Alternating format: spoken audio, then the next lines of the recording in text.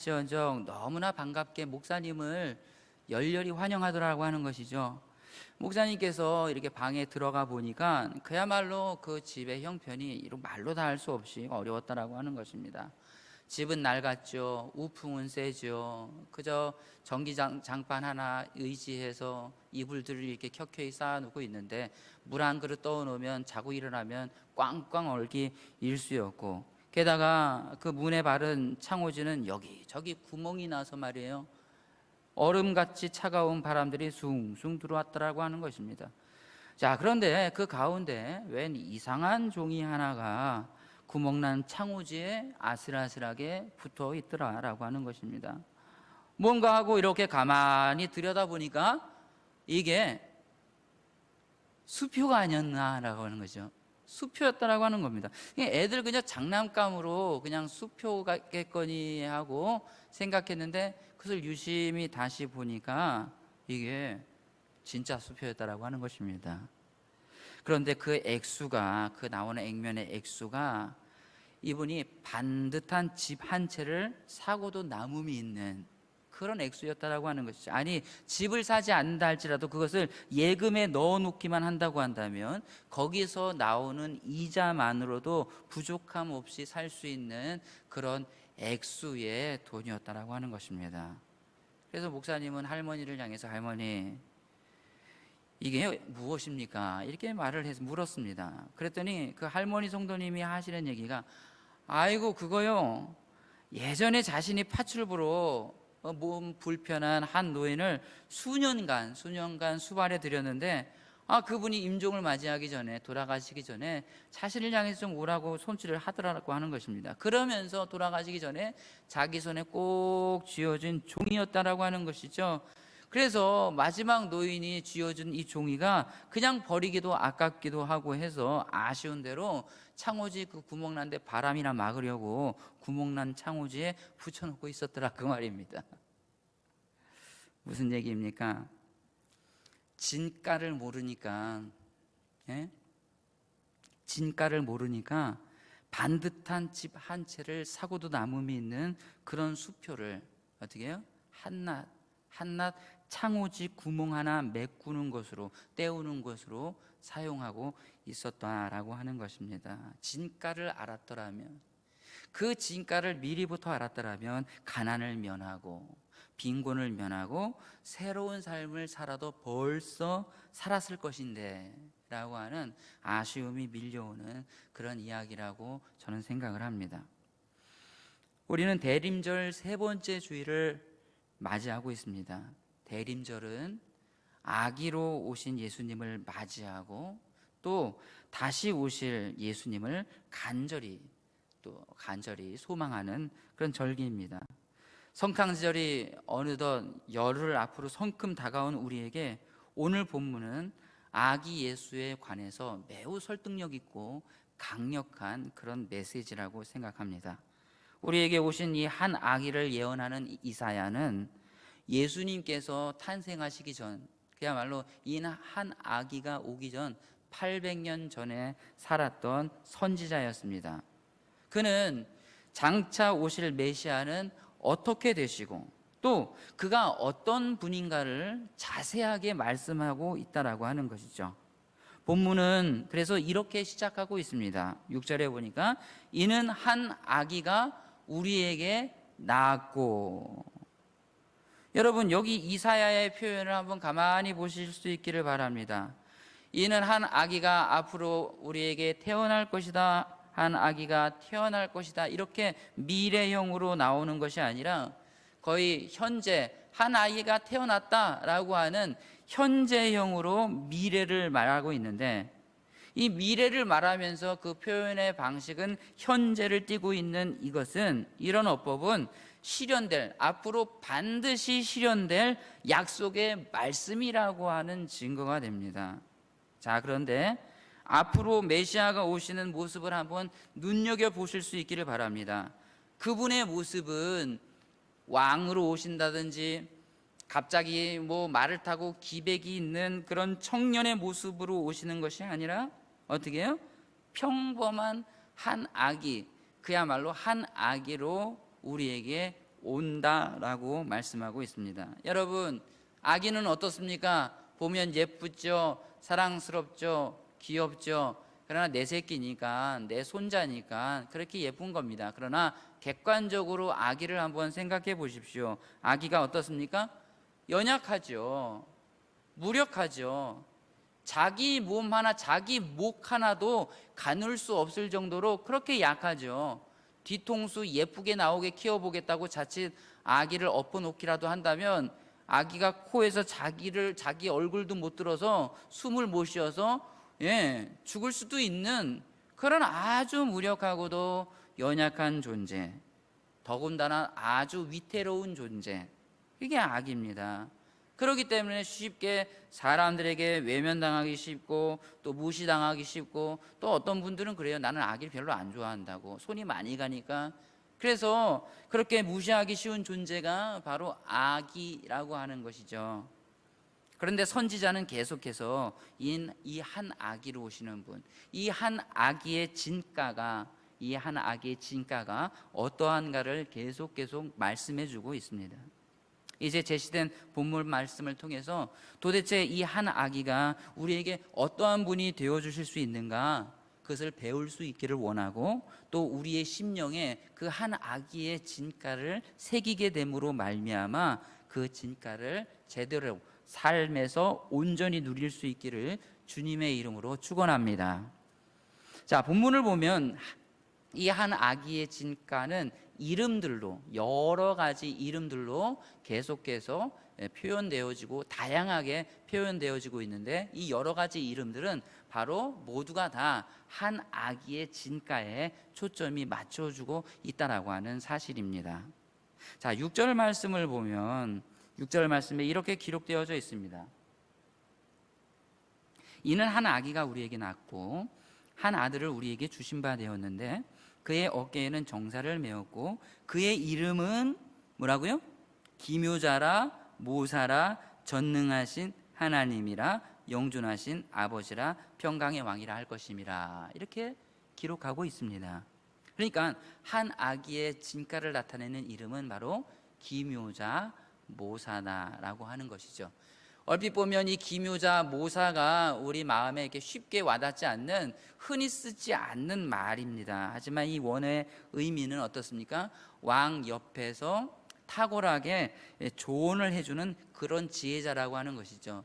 굳이 정확하지는 않아도 비견할 만하면 뭐 제갈량이나 삼국지의 제갈량 정도나 되겠지만, 하여튼 그 이상의 이 지혜자가 바로 이 기묘자가, 모사가 가지고 있는 뜻입니다.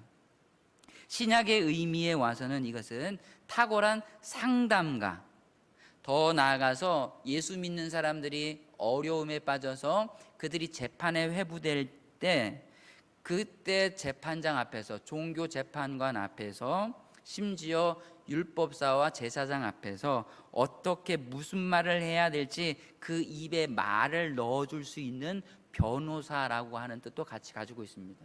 요즘 변호사가 어떻게 합니까? 언론에 나갈 때는 어떻게 말을 하라고, 뭐 그런 말은 절대 하지 말라고, 그냥 조사 중이다 라고 하는 말만 하고, 아예 그냥 불필요한 말은 아예 하지 말라고 계속 조언하고 얘기하지 않습니까? 그래서 언론에 비친 사람들의 얘기가 거의 다 똑같습니다. 거의 제사장이 변호사가 그 입에다가 말을 넣어주기 때문에 아닌가 그렇게 생각을 합니다. 어쨌든 내가 무슨 말을 해야 될지 당황할 필요 없이 그 입에다가 말을 넣어주는 변호사 같은 존재가 이 모사, 기묘자라고 하는 것이죠. 한마디로 말하면 우리의 이성을 초월한 아주 탁월하고도 월등하며 경탄할 만한 그런 지혜자라고 하는 것이 오늘 이 한 아기를 소개하고 있는 기묘자, 모사라고 하는 말의 본디 뜻이다라고 하는 것입니다. 여러분 어떻습니까? 여러분, 우리가 수년 동안 인생을 살아왔는데 또 앞으로 살아갈 것이고, 지금까지 살다 보면 생각지도 못한 문제에 빠져서 당혹스러워하고 또 난처해하고 힘들어하고 괴로울 때가 있습니다. 그 당혹스러운 문제의 대표적인 것이 어떤 문제입니까? 자녀 문제 아니겠습니까?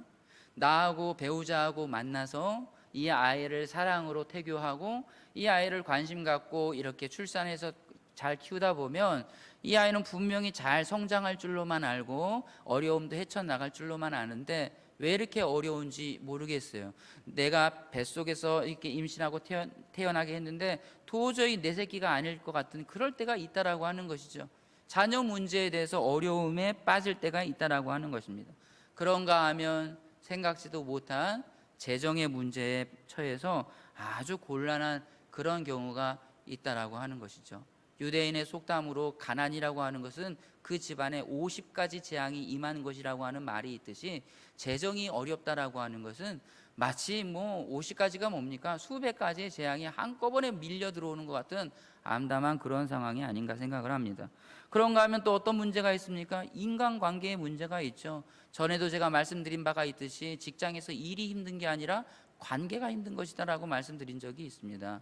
오래 산 사람도 또 삶의 경험이 적은 사람도 저마다 자기가 피하고 싶은 사람, 뭔가 자기가 이렇게 같이 하고 싶은 사람이 인생의 경험 가운데 살다 보면 있는 건 마련 아니겠습니까? 그러다 보면 때로는 조금 같이 있기 어려운 사람과도 같이 있어야 되는데 그렇게 해서 나이 들다 보면 둥글둥글해져서 어느 순간에는 싫고 좋음이 따로 없어야 되는데 아이 세상에 내일 모레 60이 다 되는데도 아직도 싫고 좋은 게 분명하다. 이건 참으로 난처한 일이 아니고 또 무엇이겠습니까? 어쨌든 인간관계의 문제가 어렵다라고 하는 것이죠. 그래서 인생은 마치 문제의 연속인 것만 같다라고 하는 것입니다. 늘 하는 비유로 그렇습니다. 강을 건너니까 뭐가 나와요? 산이 나옵니다. 산을 넘었다 싶으니까 또 다른 산이 나오고 그 산을 이제 넘었다 싶으니까 이제는 아예 망망대해가 펼쳐진 바다가 나오더라. 그래서 그 앞에서 참으로 힘들어하는 것 같다라고 하는 것입니다. 여러분, 그런가 하면 또 무엇의 연속입니까? 선택의 연속이다라고 하는 것입니다. 이것을 선택할 것인가, 저것을 선택할 것인가. 마치 예전에 구약의 제사장이 흉패 안에 우림과 둠빔이라고 하는 까만 구슬, 하얀 구슬을 넣어서 기도하고 나서 구슬을 딱 빼서 하얀 구슬 나오면 해라, 까만 구슬 나오면 하지 말라 라고 그렇게 하고 싶은 생각이 들 정도로 선택의 문제는 우리를 굉장히 곤욕스럽게 하고 괴롭게 하고 때로는 그것이 시간이 지나서도 우리의 삶의 발목을 잡는 후회의 문제로 다가오기도 하다라고 하는 것이죠. 어때요? 그 선택 때문에 그 선택을 놓고 기도도 하지만 내가 스트레스도 받는 것이 사실이고 골치도 아프고 또 마음고생을 하면서 잠 못 이루는 밤을 보낼 때가 더러 있다라고 하는 것입니다. 어떤 선택을 해야 될 것인가? 이리로 갈 것인가? 저리로 갈 것인가?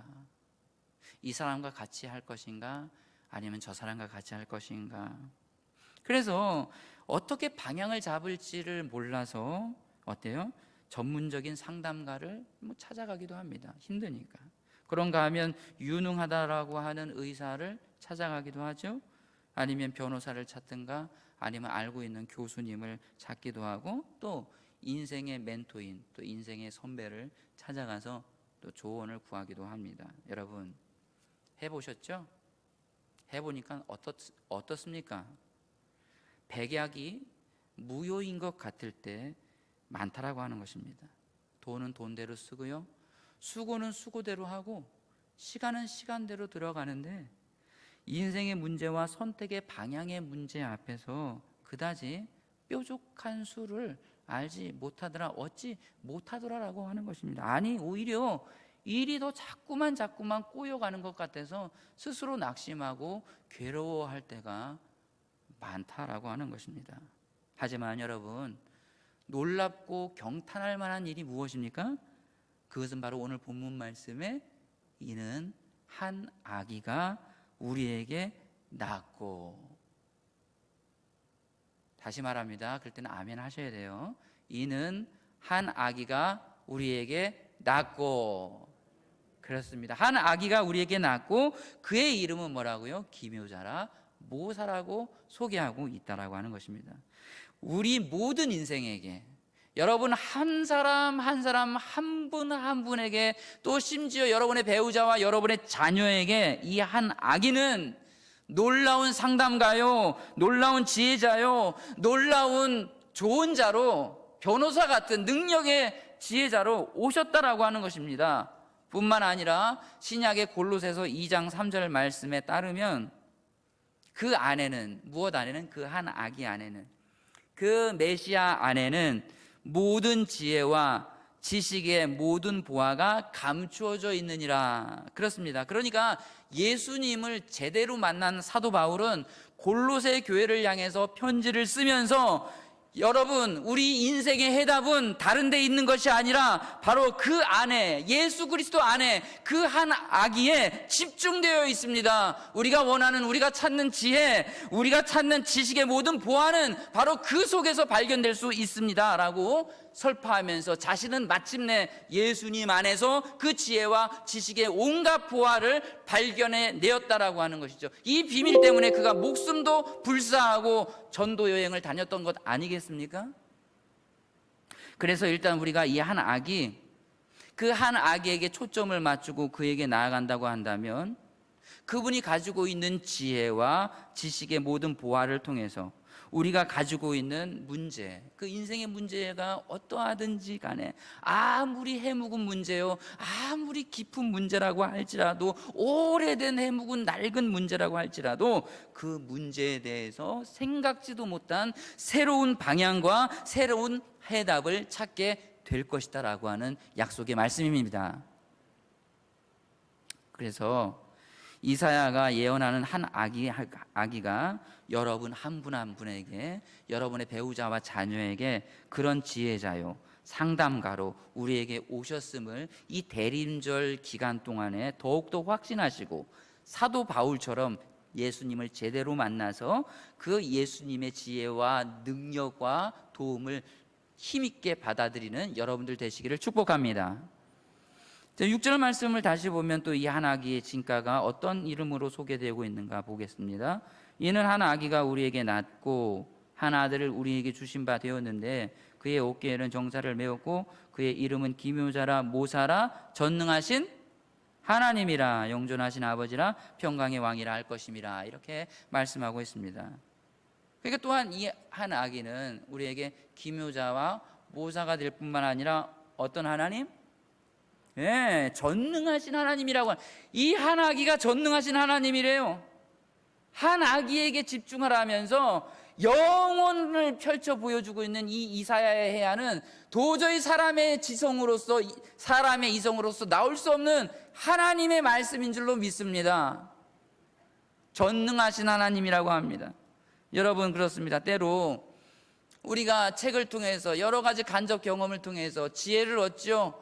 그리고 또 우리가 또 용기를 얻습니다. 지혜와 용기를 얻어서 어떤 일을 실행한다고 해도, 또 계획대로 잘 차질 없이 진행한다 해도 때로는 어떻게 문제의 벽에 부딪힐 때가 있다 없다? 있다라고 하는 것입니다. 나와 경쟁하는 저 사람을 보니까 나랑 조건도 비슷하고 나와 비슷한 능력을 가지고 있는데 도무지 저 사람은 막히는 것이 없고 쭉쭉 달려나갈 때 도무지 저 사람의 능력의 한계는 어디까지인가 궁금해하면서 그 비결을 배우고자 할 때도 있다라고 하는 것이죠.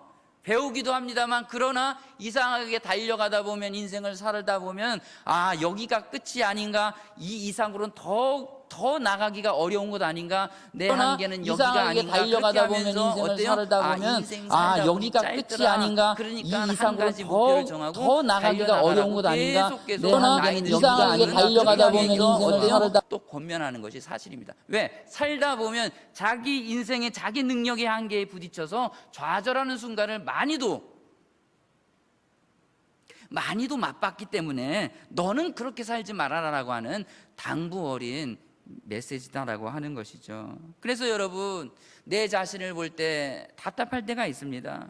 또 나 자신을 볼 때 내가 결국 이 정도밖에 안 되는가, 예전에는 그렇지 않았지 않는가 하면서 실망할 때가 있다라고 하는 것이죠. 그렇기 때문에 이런 나 자신을 바라볼 때, 이런 나 자신에 사로잡혀 있을 때는 어때요? 전능하신 하나님의 전능성이 나에게 오지 못하고 오히려 그 하나님의 전능하심을 내가 제한하는 역효과가 난다라고 하는 것입니다. 쉽게 말해서 무슨 말입니까? 하나님께서 우리를 향해서 사랑한다고, 심지어 호세아서 11장에 보면 사자같이, 뭐같이요?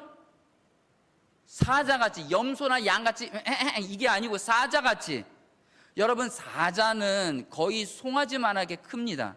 그리고 얘가 한번 동물원에서 비실비실하게 있으니까 저 강아지냐 이리 생각할 수도 있지만, 얘가 초원에서, 아프리카 세렝게티 초원에서 한번 울부짖으면 새들이 날아가고 심장이 쩌렁쩌렁 울린다고 하더라고요. 그 얘기를 들어서 알고 있습니다. 얼마나 크게 울부짖는지. 그런데 하나님이 우리를 향해서 사랑한다고 말하는데 누구처럼? 무엇처럼? 사자처럼. 그렇게 우리를 향해서 온 세상이 쩌렁쩌렁 울리도록 그렇게 간절하게, 우리가 하나님 앞에 간절한 줄로만 알았어요, 우리만. 그러나 그 하나님이 우리를 향해서 간절하게 내가 너를 얼마나 사랑하는 줄 아느냐, 내가 너를 얼마나 좋아하는 줄 아느냐, 그렇게 외쳐도 우리는 내 문제에 갇혀서, 내 한계에 갇혀서 고개를 어떻게 설레설레 흔들 때가 있다라고 하는 것이죠. 그렇게 하면서 더더욱 힘들어하면서 세상의 방식인 개인주의에 빠지기도 하고, 운명주의, 결코 친하지 말아야 될 운명주의, 나는 이것밖에 안 돼, 해도 안 돼, 다 해봤어, 안 되는 건 여전히 안 되는 거야 라고 하는 그런 운명주의에 빠질 때가 여러분 더러 미안하지만 황송하지만 있지 않으십니까? 그런데 경탄하고 놀라울 만한 일이 무엇입니까? 한 아기가 어떻게 왔다고요? 전능하신 하나님으로서 누구에게? 나에게, 우리에게 오셨다라고 하는 것입니다. 무슨 뜻입니까? 이분에게는 무한한 능력과 무한한 자원과 무한한 힘을 가지고 계신다라고 하는 것이죠. 그리고 그 무한한 능력과 자원과 힘을 가지고 누구를 도와주기를 원하신다? 나를 도와주기를 원하신다라고 하는 것이고, 적극적으로 도와주신다라고 하는 것입니다. 어떻게 해요? 불가능을 해결할 수 있도록 도와주시고, 우리의 실수를 바로잡을 수 있도록 하시고, 또 우리에게는 능력의 원천이 되어주시고 능력의 자원이 하나님이 되어주신다라고 하는 것이죠. 마르지 않는 샘처럼 우리의 능력의 그 자원이 계속 올라오는 거예요. 고갈되지 않는 샘처럼. 그렇죠? 그래서 우리가 그 능력의 하나님, 전능하신 하나님과 우리 마음 심령 깊숙이 연결된다고 한다면, 우리의 한계, 또 우리의 부족함, 하나님의 사랑의 그 선포와 쩌렁쩌렁 울리는 그 하나님의 사랑의 선포 앞에서 고개를 설레 흔드는 그런 연약함, 그런 부족함, 더 이상 문제가 되지 않고 오히려 어떻게 해요? 불가능이라고 하는 것을 가능하게 하면서 실패를 승리로 바꾸는 놀라운 인생을 살아갈 수 있다라고 하는 약속의 말씀이다라고 하는 것입니다. 한 아기를 통해서. 누구를 통해서요? 이 한 아기를 통해서. 한 아기로 오신 전능한 하나님을 통해서 주님의 능력을 더욱더 확신하시고 그 능력을 힘 입으시는 여러분들 되시기를 주님의 존귀하신 이름으로 축복합니다. 다시 한번 더 6절을 보면 또 어떻게 이름이 소개되고 있는가를 한번 보도록 하겠습니다. 기묘자의 모사라고 했고, 또 전능하신 하나님이라고 그 아기가 그렇다고 소개하고 있습니다. 세 번째는 6절을 다시 보니까, 이는 한 아기가 우리에게 낳고 한 아들을 우리에게 주신 바 되었는데 그의 어깨에는 정사를 메었고 그의 이름은 기묘자라, 모사라, 전능하신 하나님이라, 영존하시는 아버지라, 평강의 왕이라 할 것임이라. 그렇습니다, 여러분. 세 번째, 이 한 아기는 우리에게 있어서 뭐가 되어주신다? 아버지가 되어주신다. 많이 들으셨죠? 그래서 우리도 하나님 아버지라고 그렇게 고백하지 않습니까? 그 아버지라는 말을 깊이 묵상해 보십시오. 얼마나 은혜가 되는지 모릅니다. 물론 육신의 아버지 때문에 상처받은 사람이 이 땅에는 많아도 너무 많다라고 하는 거예요. 그 육신의 아버지가 잘못했기 때문에 영적인 아버지에게서부터 모든 오는 자원이 막힐 정도로, 자유함을 얻지 못할 정도로, 내가 발목 잡힐 정도로 그렇다라고 하는 것이죠. 그런데 여러분, 미우나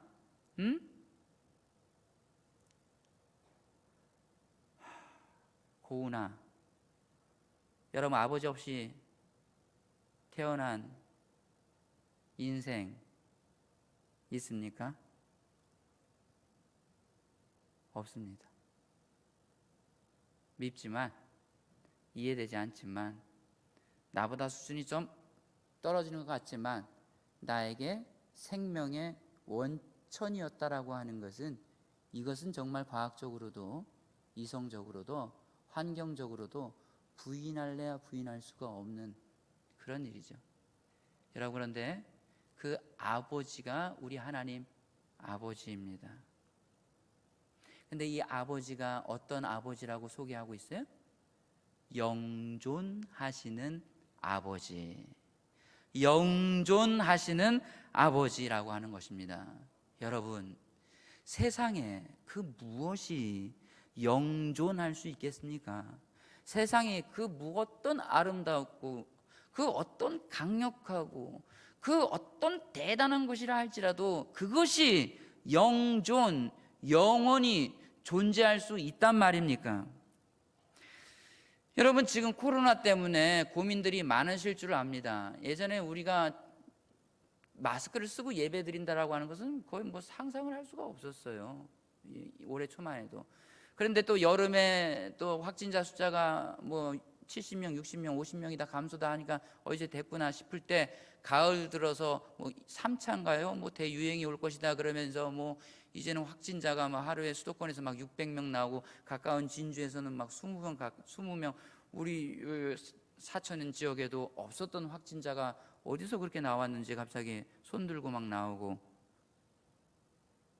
근데 여러분, 우리가 그런 것 때문에 고민하지만 과학자들 있지 않습니까? 지구 환경을 연구하고 지구 환경에 대해서 공부하는 이 과학자들은 코로나19 때문에 걱정하거나 고민하는 것보다도 지구 온난화로 인해서 가져다 줄 지구 환경에 더 큰 고민을 하고 있더라고 하는 것입니다. 왜냐하면 지구가 점차로 따뜻해지고 이게 해수면이 상승하고 이게 빙하가 녹게 되니까, 그 빙하가 녹으면 여러분, 사실 우리 집 냉장고에 얼음이 얼려 있다가 그냥 녹는 그 정도가 아니라고 합니다. 그 빙하가 녹으면요, 그 속에 얼어 있었던 바이러스들, 정체 모를 바이러스들이 활동할 수 있는 환경이 되는 것이고, 그렇다고 한다면 인류에게는 더 큰 피해가 될 수도 있다.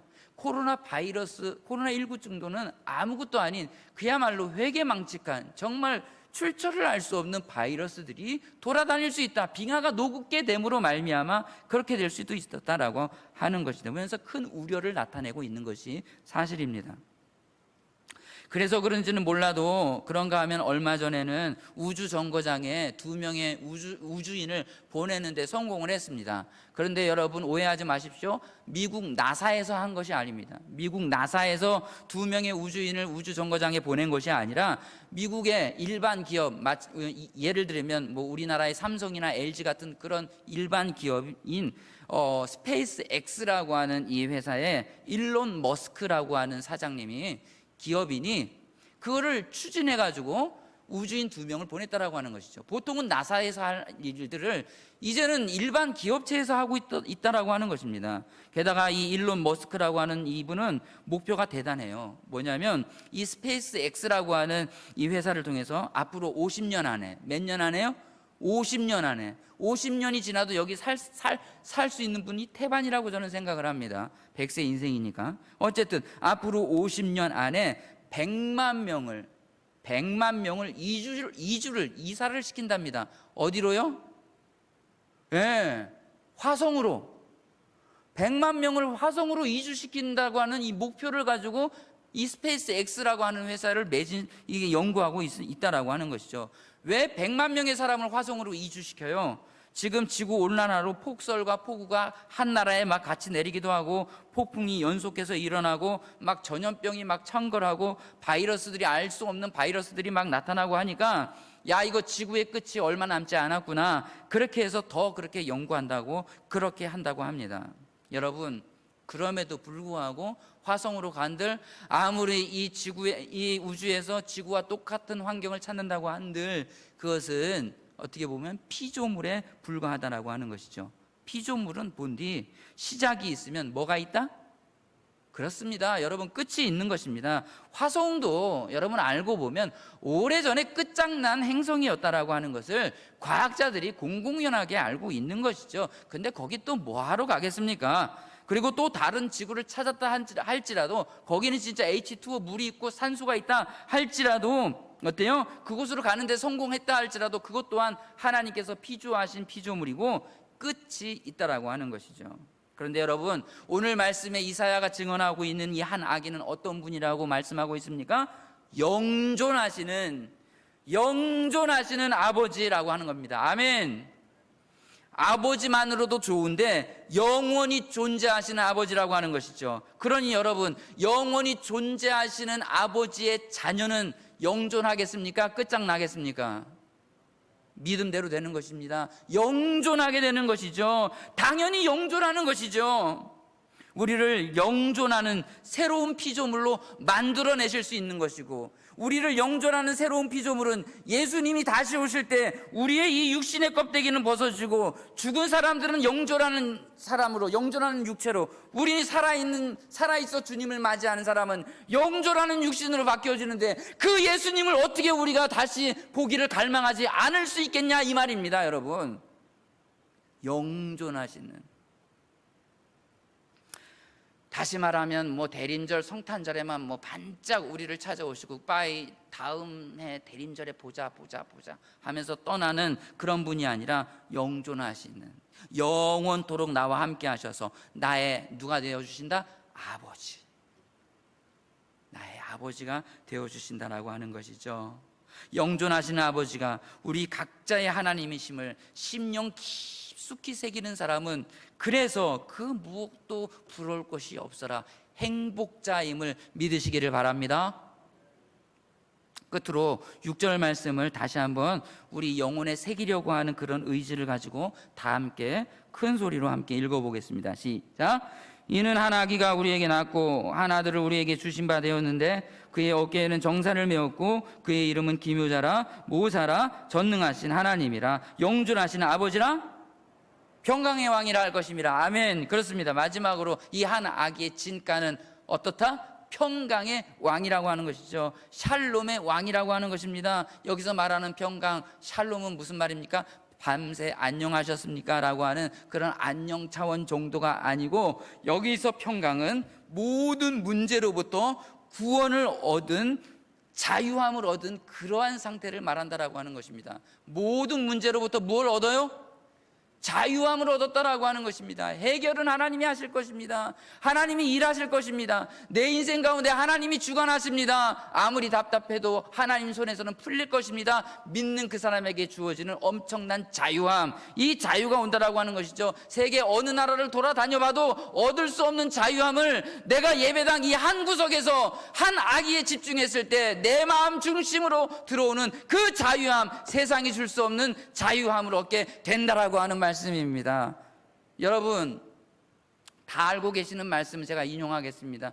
요한복음 6장의 말씀 보면 갈릴리에 항해하는 그런 제자들 나오죠. 제자들 누굽니까? 처음에 예수님으로부터 부름받았던 제자들은 어부들이었습니다. 그래서 갈릴리 항해를 시작하는데 이들은 정말 평안하게 즐겁게 그렇게 항해를 시작했죠. 예수님이 가라고 하니까, 갈릴리 건너편으로 가라고 말씀하시니까. 그런데 다들 알고 있는 것처럼 갈릴리 호수는 일반 지면보다도 조금 낮습니다. 지중해보다도 해수가 낮아요. 그러니까 상대적으로 높은 산과 낮아 있는 그 해수면 때문에 기온차가 발생해서 언제든 돌풍이 일어날 수 있고, 지금도 성지 순례에 가서 갈릴리 호수 근처의 주차장에 가면 언제든 돌풍이 일어나서 차를 덮칠 수 있으니 주의하시오라고 하는 팻말을 볼 수 있을 정도라고 합니다. 그러니까 갑자기 예기치도 않게 얼마든지 갈릴리 호수에서는 기온차로 인해서 돌풍이 일어날 수 있는 것이죠. 그런데 여러분,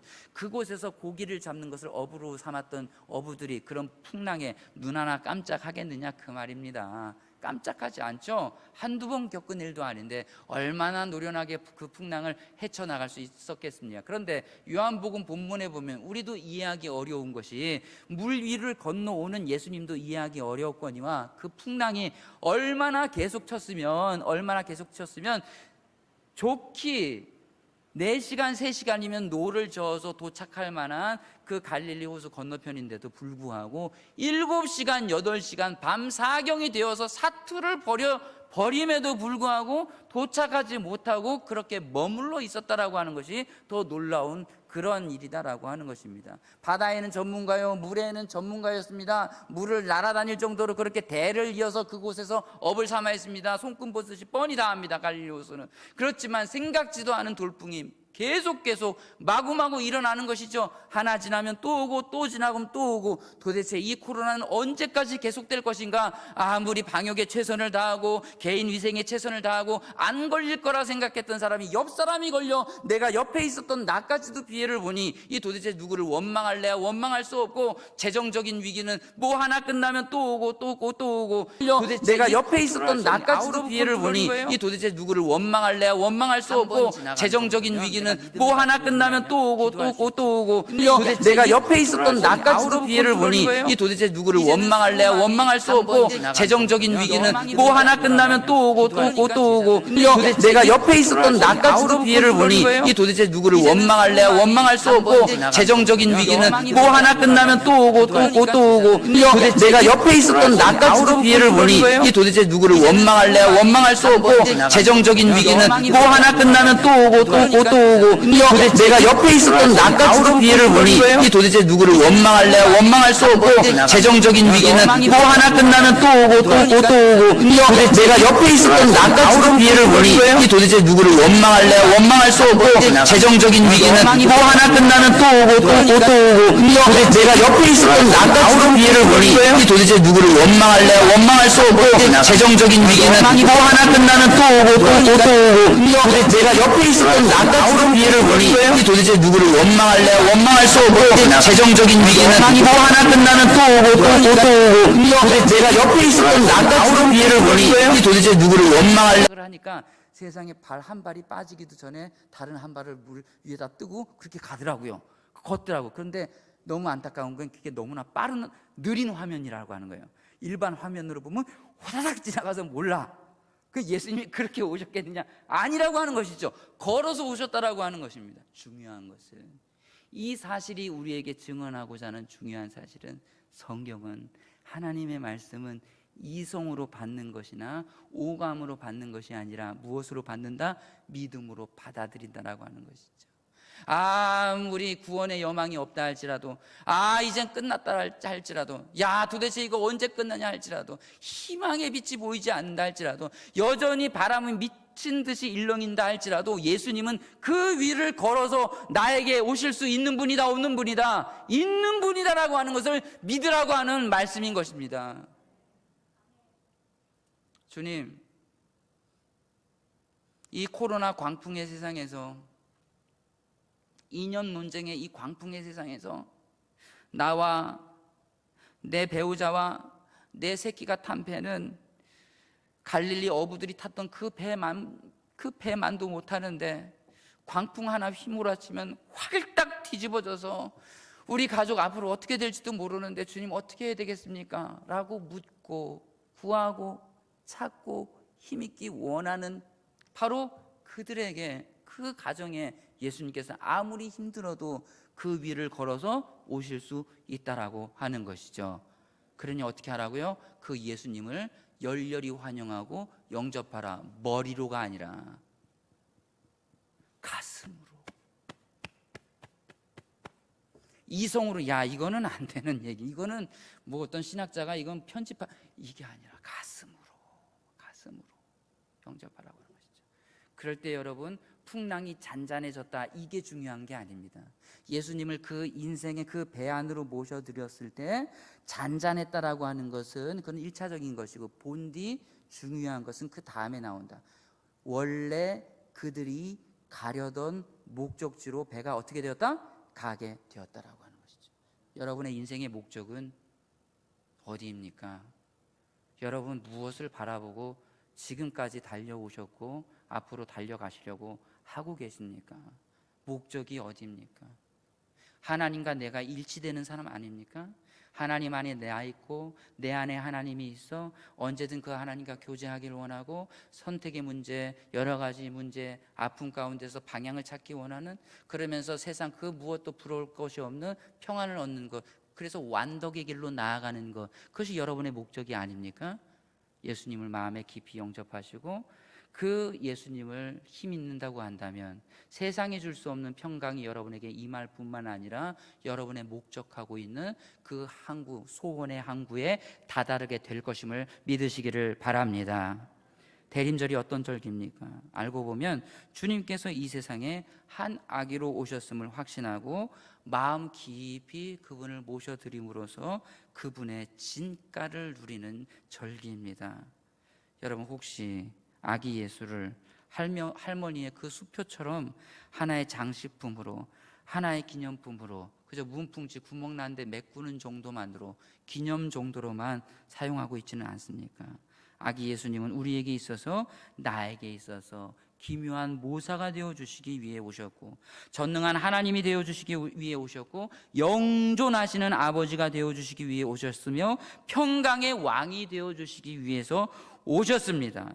여러분의 그 심령 깊이 그 주님을 모셔드리고 예수님의 은혜를 체험하고 예수님의 은혜를 누리면서 바람잘 날 없는 이 세상 한복판에서도 평강을 얻어 승리를 경험하시는 여러분 한 분 한 분 되시기를 주님의 이름으로 축원합니다.